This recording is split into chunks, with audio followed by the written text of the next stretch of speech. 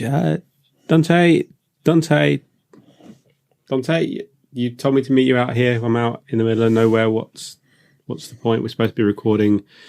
Finally getting around to our January episode. What are we doing? Hello? Oh, where is he? Seriously. Where is he? Hello, Rudy. Welcome to the Jambags annual TBAG Awards. The TBAGs. It's that time of year again. More relevant than the Oscars.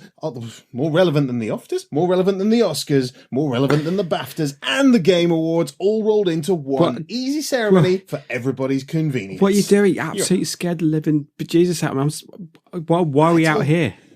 Well, we've got to be edgy. We've got to be kind of, on the bleeding edge of surprise. And, I don't know, maybe you'll get a few extra hits on YouTube if you look like you've been pranked or something like that. I don't know. I bet We came out. I don't know if that counts. Okay, well, anyway. What are we doing an award show? It's the T-Bags. Yes, the T-Bag Awards. Totally brilliant, awesome gaming awards. We do them every year, remember? Oh, yeah. Yeah. So rather than actually write a proper episode, I thought we'd just do this instead. We'd be dead easy. So anyway, we've got some exclusive game amounts and we have some trailers dropping. Wait. We've got some exclusive game announcements. Well, sort of. I mean, you're going to have to go with me on this one a little bit. Is this going to be something I've been working on a little bit. It's legal, illegal. These are such kind of suburban terms. Anyway, yes. So, stay tuned, everyone, for more from the Jambags TBAG Awards. Just quickly, you said we've got some trailers dropping. What do you... Oh yeah, some actual games, some things, get ready with your wish listing, folks, because we've got some seriously good games that are totally real for you to kind of order and give us your money for a little bit later on in the show. Okay. So, without further ado, I'm going to drop the first trailer! Oh, okay, well, that was supposed to be like a visual gag, and that looks painful. I wasn't supposed to drop that trailer on... You. Rudy. I need medical assistance. I don't think I can feel my legs. Why did you come out here wearing Crocs? What were you playing? They're comfortable and practical. Oh, no. Okay, right. Okay, well, coming to you live later on in the show from the A&E department in West Yorkshire General Hospital. Ambulance!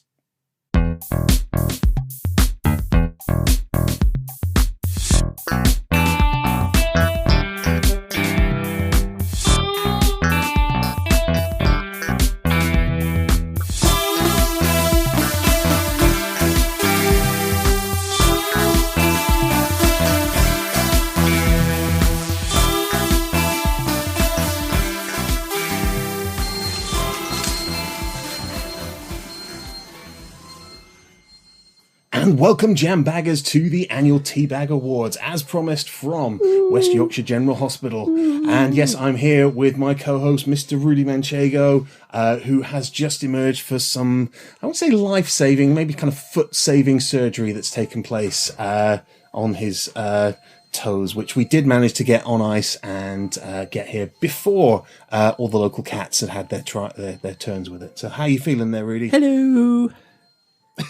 I feel I kind of feel good, to be honest, man. I mean, there's this big cable thing in my arm, and I've got stuff dripping in it, so I feel pretty good. I don't think you're supposed to press that button quite so much because that just makes this one come in. Yeah. Oh, okay. Oh my. Okay. Okay, come back to me, Rudy. We got a job to do. Awards. Yeah. So we're doing what now? We're saying because it's the new year. We're now saying what things we thought were good last year in the kind of awards. We're teabagging each other. Remember? Time travel. Okay. Oh, yeah. Did I ever tell you about the time I called you a prick? Yeah, it was my birthday, and my gran was not impressed. Yeah, good times that, man. And yeah, it was actually pretty good times. When I think about it. Oh well, yeah. So what's the microphone for? Well, we do a podcast. This is all kind of very complicated stuff. I don't want to kind of bog you down with the details, but just try and think back to 2022 video games. What kind of year it's been, what kind of things you've been playing, I mean, normally we talk about what we've been playing up to this month, but we're doing the whole year this time, and we're going to go through some categories. So I've picked out a few categories for us to award these games, some awards, which none of them are ever going to hear about, and they're just going to say, "What the hell is Jambags?" But we're still going to go through the motions of saying what we thought was the best games for this year. Now, are you with me? Hello. Rudy, why have you wandered off? No, that's the vending machine. That's not me. My leg's on backwards. Oh yeah, it is a little bit back. I think you've Don't worry. twisted Okay, something there. I'm feeling a bit better. Yeah. Let's Come do on, that. Ow! I need to slap me. Yeah. Right, let's do this. I Let's did. do whatever you're doing. All right. Okay. So our first category for this, or should we have a trailer drop? No. Oh, sorry. Bad term. No. Okay. All right. No. So, all right. First up, we have a big game announcement for something that you can all pre-order from jbog.com. Have a listen to this.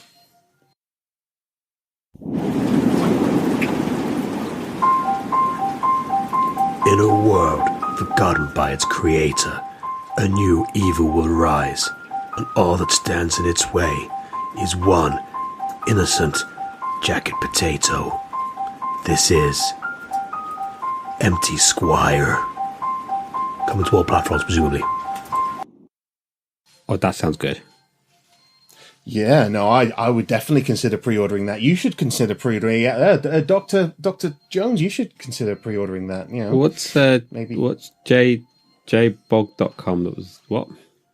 JBOG. It's a bit like just bloody old games. Oh, why do I have to pre-order .com. from them? Why is there a transaction fee appear on my account as soon as I did it on PayPal? Well, it's the exclusivity deal that we gave to whoever developed this game. They're doing it through our storefront, and we get exclusive rights to the sale. Just don't ask too many questions while we're recording. Jeez. Okay, right. You're available to pre-order now on jbog.com with a That's hefty right, you say deposit. it. It's just Yeah, but it'd be worth it because it'd be such a good game. Yeah. It'd be like that. It'll be like, but definitely not Hollow Knight, but very much a game like Hollow I Knight. definitely So like people- Hollow Knight and games that are definitely not, but could be like Hollow Knight. Exactly, I know you do, and lots of other people do too. So get buying, people. Oh, I really need the money. Okay, so onward with the rest of the show. So the first category for the game in 2022, Rudy, what was your best game for keeping the kids quiet? I think my best game was probably the Callisto Protocol. What? That's the game you gave your kids to keep them quiet? It has definitely worked. One of them hasn't talked since they played it. In fact, when we go visit them in hospital, they barely even acknowledge we're there. They're just kind of completely silent and sort of shaking a bit. Just kind of back and forth. Are they here now? Well, I Are think they they're up on the. I upstairs think they're in the secure wing. But yeah, yeah. It's fantastic. I'd recommend everyone, if you don't want your kids to talk or sleep again, just give them that game to them. Perfect, job done. Well, yeah. Great parenting. Okay, I mean, yeah. I feel like that's maybe the only game that's the only award that game's going to probably get this. It definitely had an impact on my kids, emotionally and Yeah. physically. What about you? Oh well, I mean, I was just going to go with Minecraft or something shit like that, or Yeah, but they want you to play with you when you do that. Trust me. well, yeah, that's If it's they're true. single player. Yeah, Nickelodeon Kart Racer, that always goes down pretty well. So, racing along with SpongeBob, nobody having their heads torn off by savage creatures. that's where you're or going wrong. Shoved onto spikes. Yeah, Poor parenting on your side. That's right. They didn't take. They weren't that quiet for that long afterwards. They pretty much kept talking the whole time through.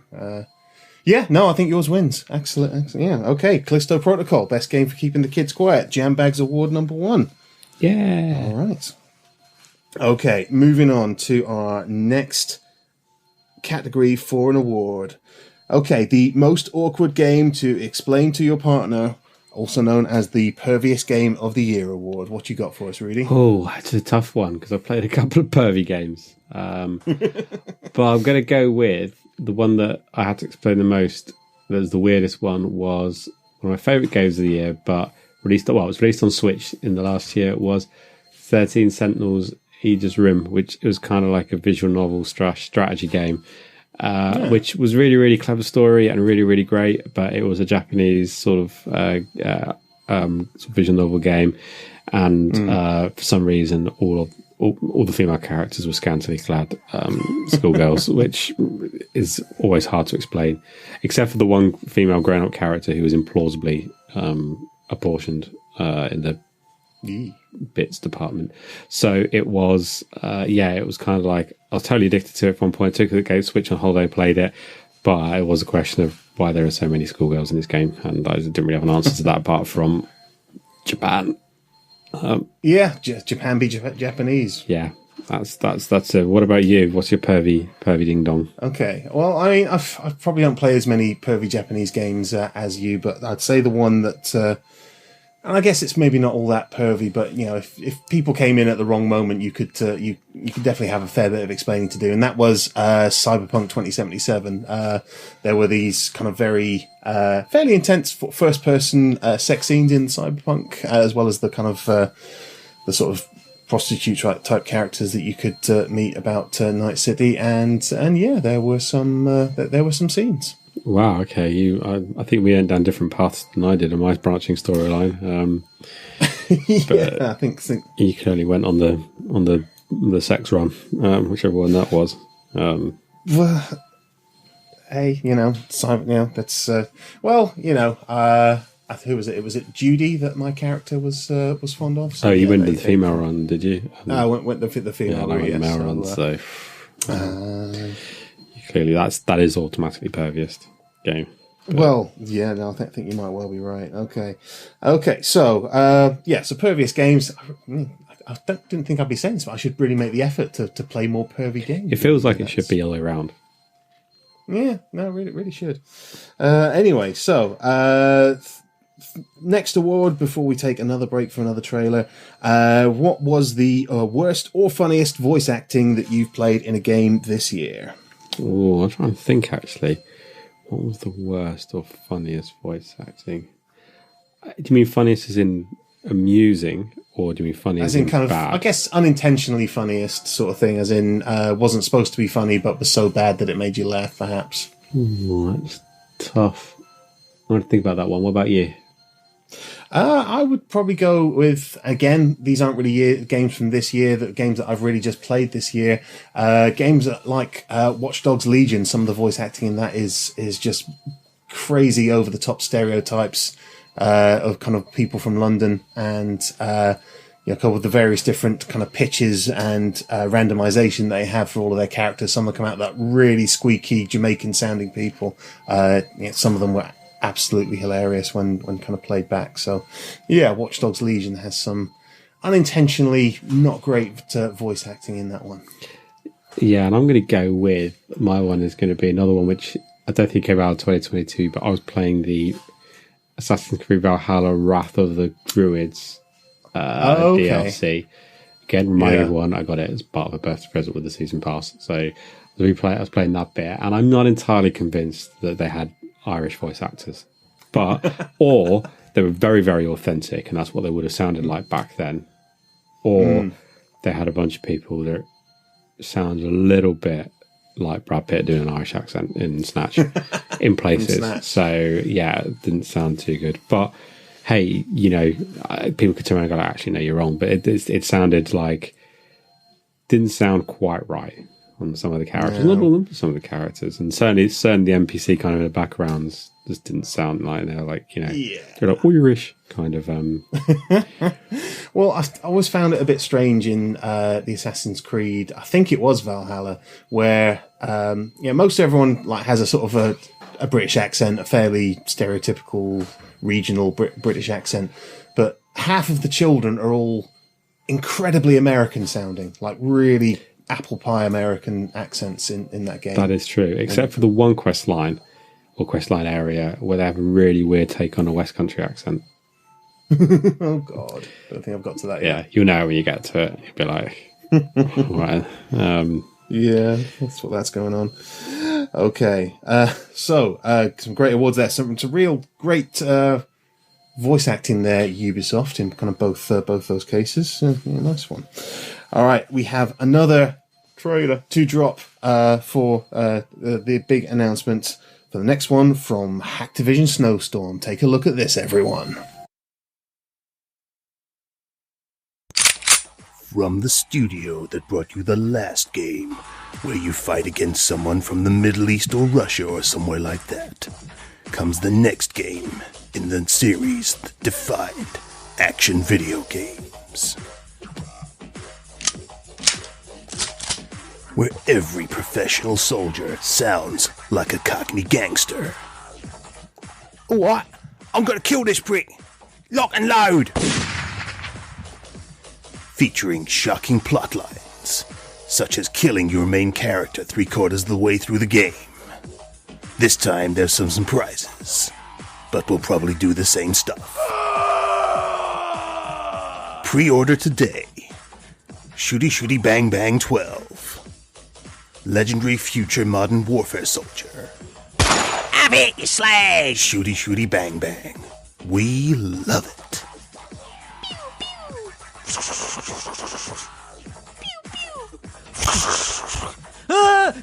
I'm hit.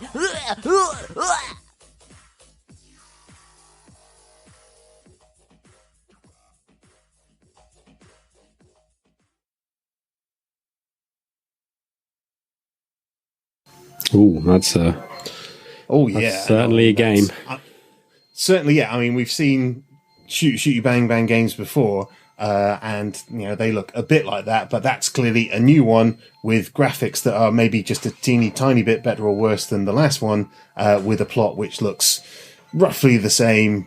They're killing some bad guys and all that sort of stuff. I am pumped for that game. Yeah. I must say that I felt my testicles engorged slightly during that trailer. So I guess that's what they were going for.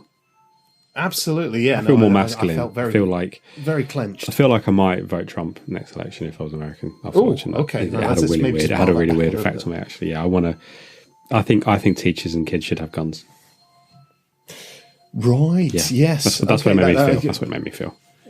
Well, yeah. No, I think that whole kind of section of the game that is set in a suburban school might kind of raise the eyebrows of some of the kind of woke media, but it's happened to me as well. Ow. Okay, yeah. No, we need to move on before we it's go weird. down It's this got a rabbit weird hole too far. contamination kind of thing going down. Yeah. Oh. Okay. So, the best game that you, me, and the Filthy Assistant played on multiplayer nights. Yeah, and we should argue that our criteria is quite limited. Is that it's all got to be on the same console platform, which because of Filthy Assistant is always PlayStation. Is 2, it's got we prefer co-op, and there's 3 of us, so we're not into pitting against each other or PvP, PvP and that. So it's got to be cooperative. And also something that we can all pick up and play and get into quite quickly. So, and preferably doesn't cost us either anything at all or very much in the PlayStation Store. So it's been limited. So certainly none of these are modern games. No, or new releases. Definitely not. So you go. What was your favourite? The ones we played. I don't know. Just definitely not Borderlands the pre-sequel. It hasn't gone down well. I'd agree. We've been mainly sticking to Zombie Army 4. Which was last year's winner, and I don't think I can say last year's winner again necessarily. So probably then going to Vermintide 2, which has been something that we just pick up, smash some rats, and it is. It's Left 4 Dead in the Warhammer universe, and it's absolutely fine. I'm very much enjoying Wednesday nights with that one. Maybe not necessarily because of the game being amazing, but it's solid. Yeah, it's nothing we can all pick up and play as well. And although I still don't understand, I always want to charge us first in the battle, but I always have the least amount of kills. I don't get it. I still don't understand. I'm not sure about that either. How you're because I get properly stuck in, but I get because you have a character that's got a bow and arrow, so your ranged weapon stats are always going to be high. Yes. Great. I go in there, I'm chopping and charging. I'm right in there, I'm getting pummeled at the center, and I'm getting less kills. I don't know what's going on. Admittedly, I did choose the most over the top, bizarrely camp repressed kind of character in it. Very aloof. Whereas my elven archer lady seems quite competent with sort of ranged weapons. It's hot, and swords as well. I've never been as attracted as I have in that game. it's I mean, it's a little awkward, but I can't deny I do quite like the attention. So thank you. That's more than welcome. So what else we got? All right. We have the best single-player game or campaign of the year. What kind of really wowed you in the terms of best kind of narrative games or single-player experiences? Well, I think if you'd asked me if I'd managed to finish God of War Ragnarok, it would be that. But for various reasons, I didn't do it because I think that will be the winner. But I'm going to go with Elden Ring because that's the single-player game I've spent 100 hours on in this year, and that's quite rare for me to get so stuck into it. So yeah, that's what I'm going to go with. There's a campaign and a story campaign. I don't think it's the best, but as a single player game, I suppose, is it a single player game? I mean, you can summon people into it. I wouldn't say it's a multiplayer game in the sort of traditional. Yeah, it's not something that you can only do. It's kind of like you can only do sort of boss fights in certain areas with each other. I suppose is the way to put it. Yeah, that's my thing. So, what about you? Yeah, I mean, to be honest, for me personally, and I know this is coming from someone who generally plays a lot more on Xbox than on sort of PlayStation, where I think, let's be honest here, the best single player games do seem to be more prevalent. That I was very kind of much torn between Elden Ring, which I did get into, but again, I probably kind of ran out of steam maybe a third of the way through or something like that. And Cyberpunk 2077, which again only became what I would say into a playable state this year. So I kind of still feel it kind of counts, even though it's still buggy as hell. But yeah, I think in terms of a narrative experience, in terms of the actual story that it told, I probably enjoyed Cyberpunk the most. Okay, it's fair to do. It's sometimes one of those eternal games that I think is always going to be slightly patched or updated every few months. So it kind of always feels like it's fresh because it was so knackered at the start. It wasn't really a game. But what else we got category wise? Biggest rip off of the year. Ooh, have you been ripped off this year, and how badly? Ooh, have I been ripped off? I feel a little bit like Bayonetta 3 ripped me off. Ooh, controversial. Now, that is speaking as a fan of the first two games, and there isn't really anything wrong gameplay-wise with the third game. It's good. I don't, there's a little bit of doing what DMC does or Devil May Cry do, which is making you take on other characters when you're kind of getting into the groove of being Bayonetta. It's over the top. It's ridiculous. But I don't think the performance was great on Switch. B, the ending just, as I know it's been controversial with fans and stuff like that, maybe I'm too precious, but the ending came out of nowhere, it was unearned, and really I got to the end of it, I was just like, you kidding? All right, great, fantastic, really wish I hadn't bothered playing to the end. I'll go back and play 2 again. And that's something where the stories are mental, they don't really make any sense anyway, they don't have to, but the ending for this one was a really conventional thing that fit nowhere. It just came literally out of nowhere. Like, no development build up to it. So there you go. That doesn't... Yeah, no, I haven't gotten that far in the franchise yet. I'm still working my way through the first so I can't say anything to spoil anyone, but, the Shia LaBeouf it. That's what I'm going to say. Shia LaBeouf. Exactly, Shia LaBeouf it. If you know the context of that one, you'll get where I'm going. If you know, you know. If you know, you know. What about you? How did you get ripped off? Biggest rip-off of the year. Well, I mean, I'm pretty sure I put a Twitter poll up saying that I definitely wasn't going to do this, but in the end I caved and I bought the Grand Theft Auto current gen remaster for Grand Theft Auto 5. And it's basically the same game as it was before with a higher frame rate. It's still good, but obviously it's still a 360 era game and has that kind of gameplay sort of feeling to it as well. But I think what made me feel like it was the real rip-off of the of the season was they kind of split it in two. So you can have to buy the Grand Theft Auto Online as the main part of the game, and then you buy the story mode, which gives you access to the main campaign and stuff like that. And I think the thing that made me feel like it was a total rip-off was that when I then purchased the extra kind of bit for the story mode, for the campaign, which is really the only bit that I wanted to play on Grand Theft Auto. I'm not really interested in the online part of it. You buy it, and then straight away it's installed and it's done. So it's technically it's just unlocking content that's then locked off within the original kind of download that you've got. So anyone that buys Grand Theft Auto Online automatically has the campaign downloaded, but you can't play it unless you pay that extra little bit to play the story mode. That is a scummy practice. It's just, it happens with a lot of, I find that's quite annoying with a lot of like Ubisoft do with their games, where you have like 100 gig downloads, 120 gig downloads. And you're like, great. But that's actually not just the base game, but everything, all the other like the costumes and all the DLC and all the cosmetics and stuff like that, which they've flapped in there, which you may not actually have purchased or want to play. You don't add it to it. And it really does my head in about not having modular downloads. Just no, that must be what they do with I think I was feeling like some zombie killing action the other week, and I reinstalled Call of Duty, the Cold War one, and it now takes up like 250 gigabytes of storage on a console. It's like, no, there's no way that there's that amount of content. It's just, okay, there's a couple of big maps and some shooting mechanics and a not particularly great campaign, and I just don't understand how it takes that up. Again, scummy practice of trying to fill up your hard drive so that you don't have room for anything else, because you download every extra skin that you could unlock with the Battle Pass, but you just don't, I'm guessing. Yeah, that is scummy. Most people That is scummy.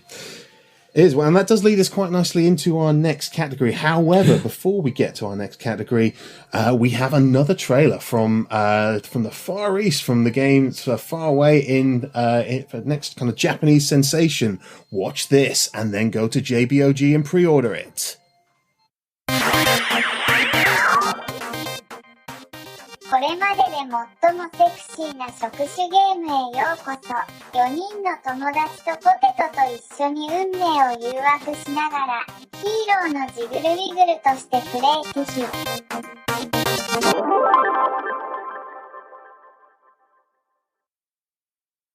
Oh, that looks good, doesn't it, Senpai? It really does Kohai. That's got all kinds of wacky stuff. I mean, I don't know what was going on with the with the squid. It was very erect. I've not seen the squid that erect. Well, I don't think I've ever seen a squid erect, let alone. But that one was definitely erect. Like there was no mistake in their intentions. Anyway, no, it's sort of spoilers, but no. Okay, that was. Yeah. I mean, I don't even know is that physically, but there's so much ink. It was. And it was all over those, all over that school. And they couldn't wash it off, and they were giggling. I have no idea what was going on there. No, but I'm totally going to buy it because it must be good if it's that strange, right?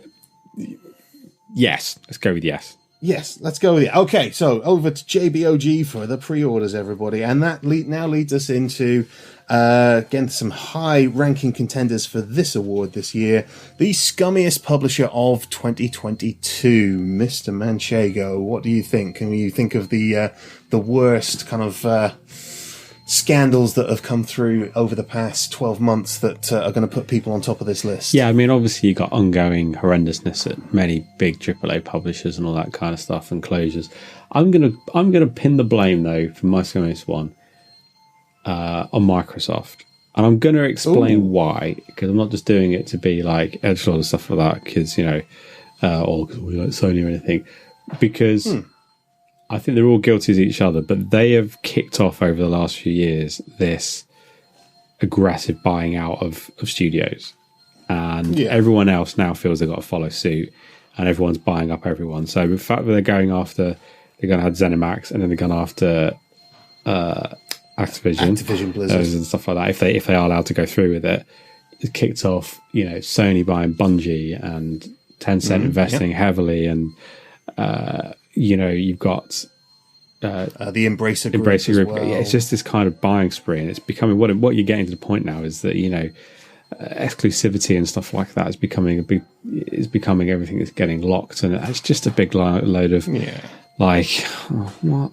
No, it was such a relief when we got to the sort of 360 era, and it felt like the exclusivity was kind of relaxed a little bit. I mean, I'm thinking mainly in terms of things like Grand Theft Auto, which you could only get on the PS2, at least to begin with. And then when you got to the 360 era, GTA 4, was announced to be multi-platforms. Oh, okay, finally, we can actually play all the games that everyone has. And then it felt like through that entire era, even through a fair way into the next era, the PS4 or Xbox One era, that people weren't that bothered about exclusives, and then all of a sudden we started hearing about Horizon, God of War, and all that stuff from Sony. And again, I'm not throwing blame around, but it does feel like kind of Sony kind of kicked it off, but Microsoft have said, "Oh, we've got a hell of a lot of money. Let's kind of take this to the next level and make it's it kind of like for anybody." I think that arguments about exclusivity and stuff like that. I think that buying of individual studios and developing and nurturing them, and I guess that Sony have been sort of doing that sort of quietly, and I totally would agree. But I think you're right that they've kind of got the kudos, and what Microsoft have gone and done is that I've kicked off, and I'm saying they're the only ones that have done it, and everyone could probably do it if they had the money. It's not it's sort of escalation. Yeah, isn't it? But they've gone out and just gone, right, well, it's going to take us a long time to buy and nurture studios, so we just buy the publishers because we've got the money to do it and consolidate that. And it's like, okay, so you are really, I think that that is, and then what's happened is that it's a buying war. It's like, okay, great, this is no longer independent, this is no longer independent, this is no longer independent. Everyone's buying up every real estate they can do because of fears of being edged out of the market. And I think that's just like a really sad thing. It's like, okay, then, and it's just consumer choice. And I mean that anyone that's buying it, it's not just much, but they kicked it off. So, and then they've done that and then sacked, the 10% of their workforce. Yeah. So, they put billions in there, which they could have employed everyone and then made loads of people redundant to save costs. Wow. Get lost. Yeah. No, I see where you're coming from. I think there are lots of reasons where I'd agree with you. There's quite a few where I probably wouldn't agree with you, particularly when it comes to being consumer friendly. Again, if we're just kind of picking either side on the console war, I think Sony have made some really. I don't think any of the. I'll agree with you. It's just that I don't want it to. I don't. Yeah. I think that Microsoft have kickstarted something with the scale of what they're doing, which is a dynamic. It does feel different to every other but, thing. I'm not. You're absolutely right. Exclusivity has been a thing to bang on the heads and stuff like that, and it's never consumer friendly. No. Ultimately, it's not designed to make things easier for the consumer. No, completely. It's designed to get you to buy a particular product, and absolutely right. Nintendo's throw them into the mix. They do their exclusivity and stuff like that. You want to play Bayonetta 3, you don't trust me. I've played the end, but you want to play that, you got to buy the Switch. It's everyone does it, so I definitely don't think it's always the most problem. But it's just this grabbing of stuff means that there's going to be even less cross-platform things, and it's like you said, it's the escalation. It's like it's the Sean Connery. It's like you bring a dildo, or he brings a butt plug. You bring a. Yeah. You bring a sex doll. Literally looking at my copy of the Untouchables Untouchables right now, and that is. You bring a sex doll, he brings an elephant. It's just kind of like it's that one-upmanship kind of thing. It's just like, well, okay then. Yeah. It's like, oh crap, they're going to buy all of these guys. Well, we have to buy all these guys, so they can't buy them up, and we're getting and I think people are selling off big chunks. Like Square sold off a load of their chunks to others. It's just like, okay then, There's someone that has PC games quite a lot as well. It's like, it means it's not going to get AAA games on your favourite launchers. You're not going to be able to go and, I'm going to go on Steam or blah, blah, blah. You can't, that's going to come with exclusivity as well. Like, you can play this on, you'd only be able to play Starfield on a Microsoft launcher on PC, which is just, it's not as good as Steam in my opinion. So it's like, okay, great. So there you go. Yeah, it's not, I would be quite clear. It's kicked off and everyone else has responded equally abysmally, in terms of, exclusivity and driving it up and expansion and whatnot and buying things up. It's just bad for everybody.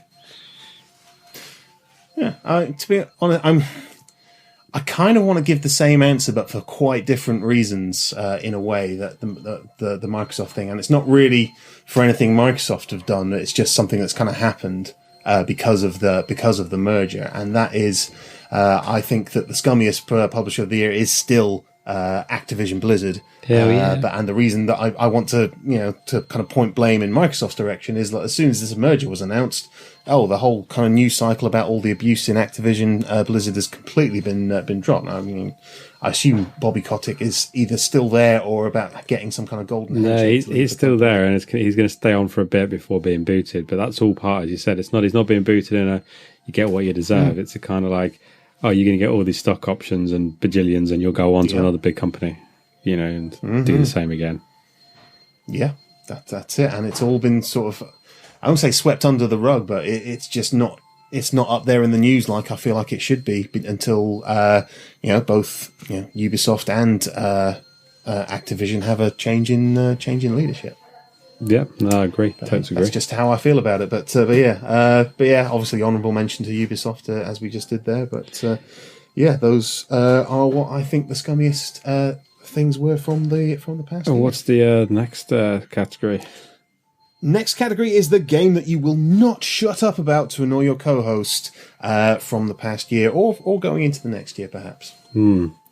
Tough one, that. Because some of my answers will be the same, I think, for other categories. What's your one you won't shut up about? I'm still going on about Mass Effect, probably, to be honest. I've about that quite a bit this year. And I did start playing it. You did, and I did start playing the one that I suspect I'm going to be on your. But I'm not going to go on that one. I'm actually going to say that I'm going to go to the one that I've mentioned. I was thinking about it a lot on a podcast, which is Lord Winklebottom Investigates, because well, you can keep talking to me about that. That seems like it's a great game. I should. Really it's a great game. But I've said it an awful lot, and I will continue to bang the drum that I absolutely love the game, and everyone should play it, and it's great. And I'm not saying it's annoying you, but I do any opportunity there. I get into the podcast, any podcast. I've done it. I've guested on the Any Button Gaming podcast, and I've mentioned it there as well. And I had it in my top games, so I'm going to keep banging on about it. So your Mass Effect, it's impressive to be banging on a game for that long. It's and to be honest, I'm thinking of starting another playthrough of it as well, because you just don't seem to get the narrative depth that game gives. Sorry, I'm doing it again. It's just going to irritate. So next category. Yes. Okay. Most anticipated game of 2023. Well, obviously Mass Effect 4. No, I don't think that's even due this year. What's your most anticipated game of 2023, Rudy? Silk Song. Silk Song, baby. Of course it is. Silk Song. Mass Effect 4. I was, until maybe like a couple of months ago when the demo dropped, I was really looking forward to Forspoken, but played it. If you hold that thought, because we luckily pre-recorded it before I was hospitalised. We are talking to one of the voice actors in Forspoken shortly, and explain why the dialogue is good. So just let's not go too far into that. Is there anything else that is on your radar for the upcoming year? I forget. I think it's Tears of the Kingdom, the new sequel to Breath of the Wild. I'm gonna buy the heck out of that and play the heck out about it, and then hope it doesn't have weapon degradation. If it does, I'll kick off about it, and still buying it and playing it. So that's on my list. I'm not really sure what else. I'll probably remember later on, but it's nothing really grabbed me by the bit. Final Fantasy VII Remake Part 2, if it releases this year, it's supposed to. I don't think it will. Yes. And I'm going to give Final Fantasy 16 a go, because for some reason I've turned into a Final Fantasy fan. So yeah, that really happened, and right before my eyes, and it's just I quite like the combat. I quite like the combination of turn-based and combat. So that you got like the action kind of combat, and then you mix in some strategy. I don't know why, it's really got me hooked. So hey, if it carries on, if it's good, I'm in. And obviously there's a Resident Evil 4 remake this year, and because I need a reason to buy. I need a reason to buy that. Obviously, I would say the biggest one on my list that I've not mentioned, and I don't think Mass Effect is due out this year, is Jedi Survivor. That's true. That's also in my list. So actually, I was saying the thing is, there's quite a lot for me to try and get into and play. So, and that's not even looking at the releases that might be coming out later in this year. So, Lots to look forward to there, Dante. I think the drugs are kicking in again. Lots to look forward to. Yeah, it's just I pressed that button. yeah, and you know you've turned into into a big elephant. So yeah, ooh. you mentioned the elephant earlier. that trunk but, away, you you know, naughty I feel like that's boy. your fault. Okay. Overall best game of 2022 is our final kind of game of the year, if you like, for the Jambags. It's Elden Ring. It's just Elden Ring, isn't it? Yeah, I again very much flip flopping between Cyberpunk and Elden Ring, and to be honest, I'm going to have to agree with you here. I think Elden Ring was probably the best game that came out this year. I mean, it doesn't matter that maybe I didn't press through with it as much as some other people did. I still think it was probably the best quality, best made game that came out in all of this year. As much as I'd say maybe Cyberpunk's my favourite game of the year last year, I just think Elden Ring probably was the best. But then I haven't experienced a lot of the ones which were PlayStation 5 exclusives, so maybe I'm not the best person to judge. But it's our podcast, we can say what we like. Yeah, let's go with that. No, I agree with that. All the people in this accident and emergency room seem to be agreeing with it, but that's because they're on the same drugs you are. Well, yeah, and I think, like me, most of them have wet themselves. So I think I might need to go for sleepy bye-byes now. And so I'm feeling a bit woozy. Okay. And I still think one of my toes is back to front. So I need to see someone about that. That little piggy looks all kinds of up.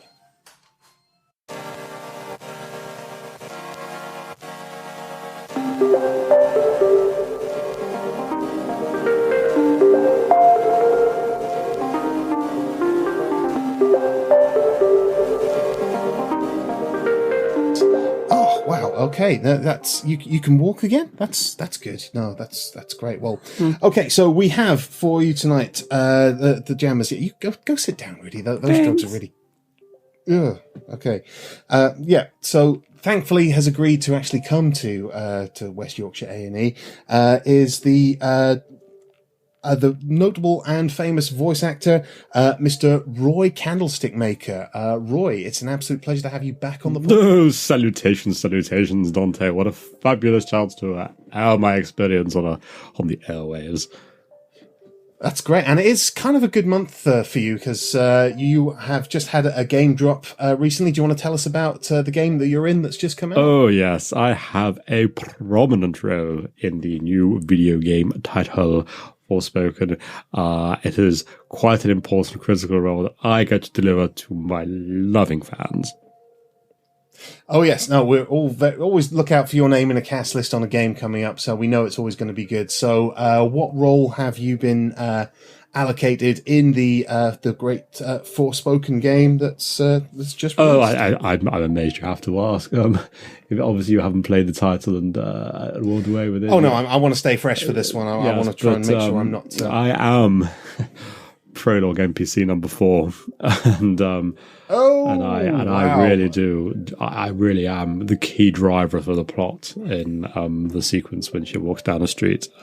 So you're one of the sort of New York-based characters, or are you in the kind of the fantasy part of it as well? Oh no. Well, I'd like to think that while I am a background character in a city, that the words I echo through the whole game, and that's why the delivery has been so important. Absolutely. Now, it's interesting that you mentioned the delivery because this game has been hitting the headlines over the past few weeks for some comments about the delivery, the kind of voice acting. There's been some people saying it's ridiculous, Dante. Ridiculous. I have seen these scummy reports of those who are not in the industry and wouldn't know fine acting if it hit them in the willies. It is absolutely ridiculous to suggest that the dialogue in Forspoken, it is not Shakespearean in its grandeur. Right. Okay. So, I mean, obviously, you feel very passionately about this. You believe in the project. You believe that you've created a quality product, quality game. Particularly your part of it is. Let me explain to you here, Dante. I don't think you, as one of the lay people, with your little small head and odd ears, quite understand. How delivery in video game works. I mean, let's let's put it this way, okay? Give me a very generic few sentences that you might utter that might feature in a game or something like that. Just be mundane. It's the power is in the acting. Okay, I'm going down the shops to get a prawn sandwich and a monster drink. Okay, I mean, yeah, absolutely. Okay, very critical dialogue there. That is going to affect the whole game. So if I were doing it, is what I need to get across to everybody here. If I was doing it, the delivery that would be absolutely fine in a conversation between two plebs like yourself and not me, obviously. But in a video game, the delivery wouldn't work. It just wouldn't work for the audience. You have to understand this. Was it too like natural? What would be wrong with it? How would you do it? Well, it just wouldn't fit the flow of the video games. What I would do is I would say, "I'm going down the shops," and then there'd be a break. There'd be a break. Okay. Oh, okay. Because that. Yeah. No, I'm there. Okay. I'm going down the shops, and I'd be like, and then I'd have like an internal monologue voice. I'd change pitch and tone. I'd be like, I think I'm going to get a prawn sandwich. And then, quite quickly in that, I'd follow and say, that's a monster munch. With those kind of breaks and pauses. So what you can see is I deconstructed that speech there into different elements. So yes, to the layperson, it sounds disjointed and unrealistic that I would say anything like that. And also, don't forget, there's the context of how it is said. You might be saying that as part of a conversation where it naturally flows into it. But I would have to deliver this for probably no reason whatsoever. They're walking down the street and they announce this to the gamer, to the player. It's a very different delivery, and I think people don't understand that when they've been listening to the dialogue on Forspoken or any of my titles. Well, yes, no, you've been in some very notable ones, and it was always a pleasure to have you on the podcast to tell us about some of your experience with some of your other games. So. Have you got any roles in anything coming up? Do we need to look out for you for? I mean, obviously we try and. Games well, I don't know what I should be saying. This I am under some strict contracts, but as we're compadres in the entertainment industry, I will drop to you. It's fine. We won't tell anyone. No one well, I couldn't help but notice earlier that you guys mentioned that you're interested in the new Star Wars franchise game. Ooh. Yes. That's well, absolutely. Obviously, I don't want to. Details about your role? I'm not au fait with all the characters, etc. Because I wouldn't lower myself to Star Wars standards. If I was watching entertainment, I don't know any of this stuff about it. But obviously, as a thespian, I do what is asked of me, and I am playing Shot Stormtrooper number 6. And it's a fantastic role. The thing I like about it, Jonathan, it really challenged me, is it's multi-layered because I had to, because like the best video games, you don't just provide one performance. You react to what the game is doing on screen. So in this reaction, I could have got my arm chopped off by a lightsaber. You could have, yes. No, that may be a thing that would happen to Shot Stormtrooper number 6. But it does sound like he's been shot. But exactly. Could have been shot. But also, that's the reaction. But also, I could have been shot, or one of my laser blasts could have been deflected back towards me, as I understand is one of the gameplay mechanics. So what I've had to do is give a range of emotions, and you never know what you're going to get of me. And that's amazing. It could be, or it could be, and a completely different effect. Completely different effect. Totally different. Yes. Absolutely. You don't know what you're going to get, and I mean, it's one of those incredible roles. It's like, tell you what I played. I played creepy background voice number 6 in Control. If you played that game, and there was. I thought I recognised creepy background. Yeah, voice. So there was lots of whispering, and depending on what you did, I had to whisper like this, or like this. And the players know what they're going to get of me, and most of them have very different contexts.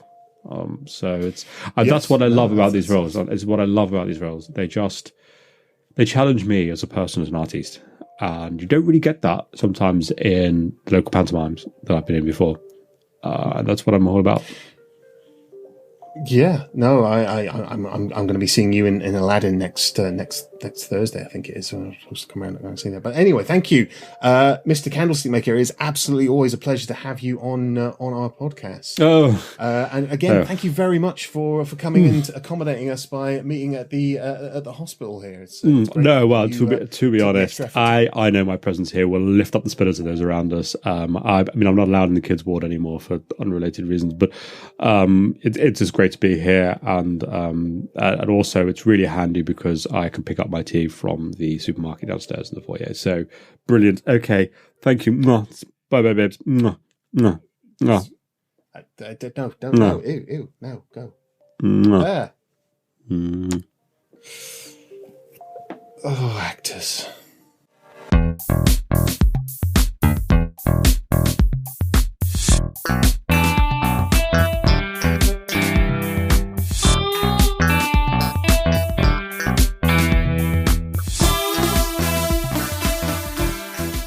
Hey Jambags, I am feeling a lot better after a good night's sleep and some more of those lovely pills. And my toes are roughly facing the right direction, and these crutches are quite good for hitting Dante with. So every silver line, every cloud has a whatever. But anyway, it's the end of the show, but we do have some questions from our wonderful listeners. So I think we'll crack through a few of these and wrap things up. What do you think, Dante? I think that will be a good award ceremony podcast. Absolutely, Mr. Manchego. Let's hit us with the first question. I'm going to go probably more sensible questions through to the more ridiculous ones, as it tends to be. So this one is from Grimward, who has asked, and who I know for a fact has not completed The Last of Us, just to be quite good. So, but it has to be. Okay, I feel like that's going to be relate to the actual content of the question. No, not at all. Nah, I'm kidding. Of course it is. It has to be. What are your thoughts on The Last of Us HBO show so far? What do you think, Dante? Oh, that's on HBO Max. Yeah, it's all right. Acting's a bit wooden. I don't really like the story that much. I don't think it's that well crafted. Gameplay's rubbish. You've not actually watched it, have you? Well, if I watch it, it's going to spoil the game, and I kind of expect I'll get around to the game at some point. Will you, though? Because, I mean, as far as I'm aware, you've had access to it for quite a long time now, and I've never picked it up. Yeah, that's true. I do have I think I've got the PS4 version, which I guess will still play on my PS5. It will, absolutely. It will install it. Play absolutely delightfully. But anyway. Haven't they remade it like 7 times since then? Yeah, 8, but who's counting? So I have actually watched the first episode. I haven't watched the second episode yet at the time of recording, and it just came out. Do I need to take my headphones off? I'm not going to have any spoilers. All right. It's got zombies in it. Not really. Kind of. Anyway. What I like about it, actually, I wasn't really... I thought so far it's very, very well made. Better than I was expecting it to be. Only in the sense of I don't really think there's a point to telling a story. I think the game's good and stands on its own. But I watched it with my wife, who is, not never played the game, although she's aware that I do really like the game. And she was like, "Okay, yeah, this is good. It's dark. It's horrible. If it can maintain the atmosphere and the quality of the acting through the rest of the season, then and finish off story, then yeah." So far, it has done a good job of transcending. Just the game and stuff. It doesn't feel like a game copied and pasted onto it, even though story beats are the same. It feels like a crafted drama with characters at the heart of it so far. So yeah, I'm in. And I'm still not dubious about. I don't really necessarily feel like it needed to be a TV show. It's the game is good enough and cinematic enough. But if it's going to introduce people more into these kind of characters that I enjoy in this world that I enjoyed, as I say, enjoy is the wrong word. That's gripping. Great. But so that's how I answered. You can't ask Dante. He hasn't even played the game. So. No, sorry. I'm still trying to think about if there have been any good kind of adaptations. I mean, I also haven't seen the Uncharted film, which I gather bears no resemblance to the game. Nor have I, and I don't think. And I know for a fact that Reward is a very big Uncharted game series fan, based on interactions. So. Cool, but I've got another question here from Cockney Geezer Enzo. Enzo. Oh, he's a toad, little Enzo. He asks, any New Year gaming resolutions? I don't know if he says it like that, but I imagine he does.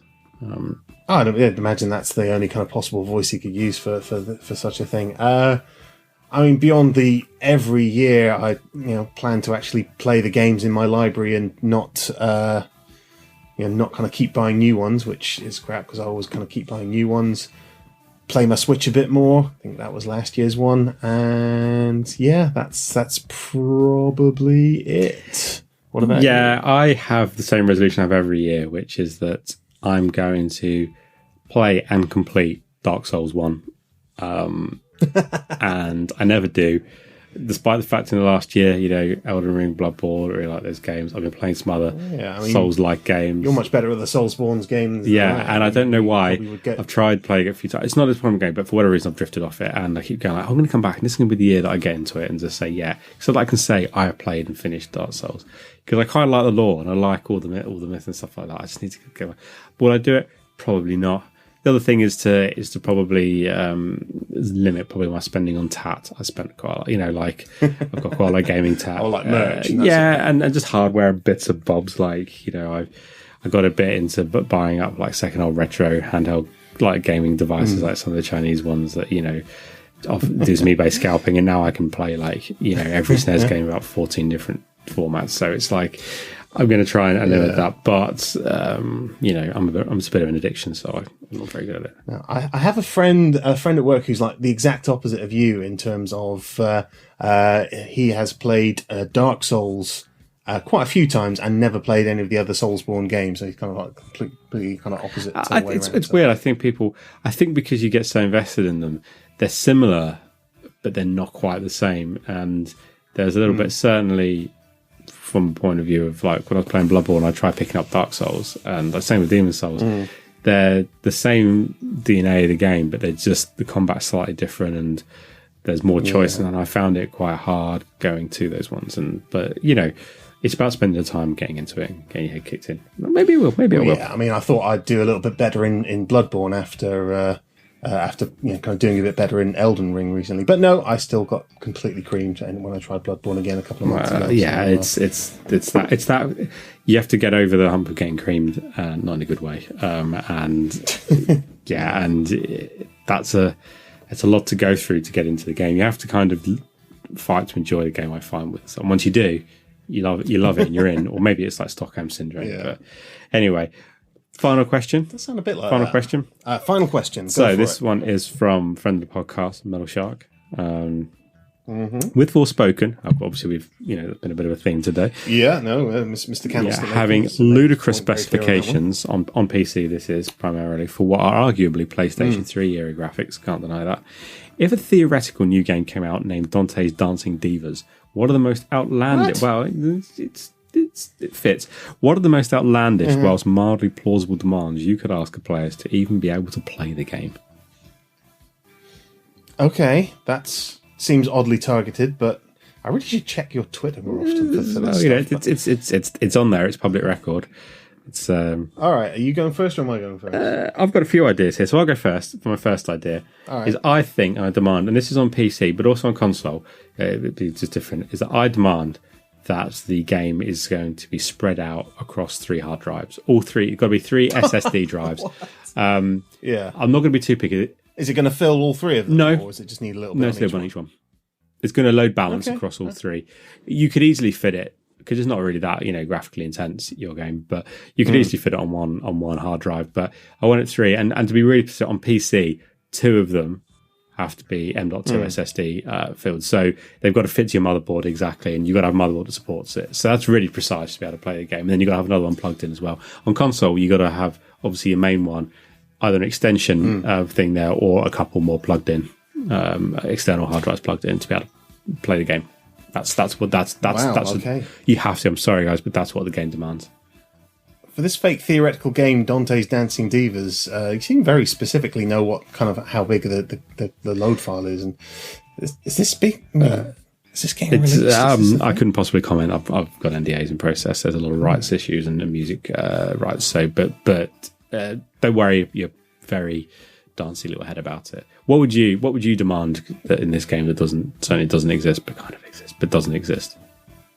I would say that a game like that shouldn't exist would have to have 3 separate monitors, each with its own video card memory as well to power so you need the insane you're graphics. saying that you would.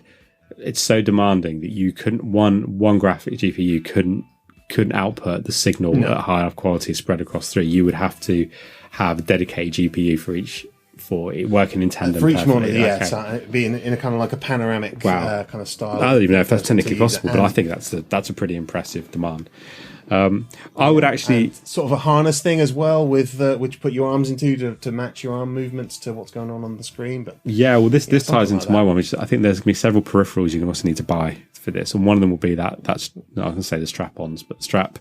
There could be, I don't know. I mean, it depends. Yeah, I haven't quite nailed down the gameplay yet. This? But the other thing is that there's going to be a little kind of aroma box which is going to let out puffs of oil smells, which are going to replicate what it's actually like being in a club at 3 a.m. with Dante when he's had a lot to drink and a curry earlier. So you can get loads of different smells just bombarding you all around and like lingering in your room. And you can't play it without it. You've got to have this smell just puffing in your face to really, Indian spice and Red Bull really and suffocating. That sort of thing, Like, and look, hey, look, people might like that, it's that might be a jam. And if not, it's going to, it might be a jam bag. it's going to, people are going to have been playing and they come in like next time, people are like, were you playing Dante's Dancing Divas? And they're like, yeah. He was like, oh yeah, I got up to level 3 last night. Yeah, I got up to level 4 where, I can smell it. what one's level 4? It's like, shits himself. And the spell react. I'm just saying, look, it could be the level 4, could be that if you dance badly, you have a rectal collapse. Am I at least getting some likeness rights for this? I mean, I only watched a couple of Kevin Smith movies, so I know kind of about likeness rights. I feel like I should be getting some money for this. Oh yeah, absolutely. It's to your money that you would get from this game would be relative to your brand value. Oh, okay. Yeah. I think you actually would probably owe us Podcast money. isn't that popular. To be honest, the fact that we've used your brand, this is advertising that your brand desperately needs. You just can't buy. Exactly. So we'll bill you for that. But that wraps up all our questions for this month's podcast. So nothing left to do but talk about Les Socials and how people can contact us. How they can find us. Well, if people would like to contact us via the socials, there's a lot of different choices for you. There is Facebook. You can search for Jambags on the Facebook, and you will find the Jambags page with the Jambags logo, where you can get in touch with us about anything that you really want. We have the Twitter at Jambags_UK, where you will find Rudy spouting off about whatever games he's playing or whatever things annoyed him in public on that particular day. And also at Dante RDRGZ JB, you'll find that as the Dante account, which will be responding to it with much the similar kind of annoyance and all the sass that you'd expect from an interaction between the two of us. You've also got Instagram, so at Jambags_UK, you'll find the Jambags Instagram account, where you'll see various images of Dante's video game crushes across the years, and you can find us on the YouTube message boards. Again, we'll talk more about YouTube in a moment, but you can interact with us through the message boards underneath our videos on our YouTube account, which you can also find under Jambags. Rudy, how are the various ways that people can listen to us other than the way that they must be listening to us at this particular point? Yes, we are on Apple Podcasts. If you use that as your listening point, please do drop a review and hopefully a positive one. But any review, to be honest, is good for engagement. We're also on Google Podcasts. We are on Spotify. And as I said, we do put an audio copy of this onto YouTube. So you can stream and watch that there. Well, listen to it. We actually are on camera. And any good RSS feed podcast app will have us on there, so check us out if you can. But that's it for another month's episode, Dante. Absolutely right. So thank you very much for listening to us, Jambaggers. And if someone you know personally decides to make a game based on you, which involves you kind of smelling, being variously dancing very badly and making all sorts of bodily noises and all sorts of things, then just smash them in the Jambags and run away. And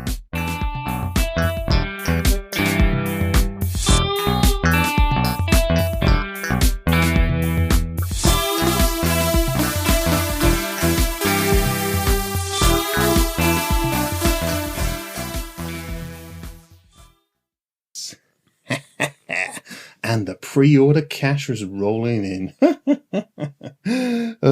Empty squire. It's never going to come out. This is the fraud squad. Get out with your hands up. No! Oh, no, it wasn't me. It was Rudy. It was Rudy. It was all Rudy. No, Dante Rodriguez, you are wanted on the charge of pre-order fraud. Pre-order fraud? What's that? Does that even exist? Of course it exists. Yeah, we're police officers. Okay, well, how do you know it was me? There was no way you could have figured that out. We have multiple charges. First off, the very first clue is that the JBOG link was just to your grocery list. I knew I forgot where I put that. Also, you put an entire list of your bank details, your name, address, height, sex, weight, some pictures of you on holiday, and a signed confession to fraud. Oh, no, I knew I left that signed confession of fraud somewhere. Oh, bugger. You're also wanted on charges of stealing a trailer from your next door neighbour. Yeah, about that. I mean, just come over here by this trailer and we'll just kind of see if it accidentally drops like a dropping trailer.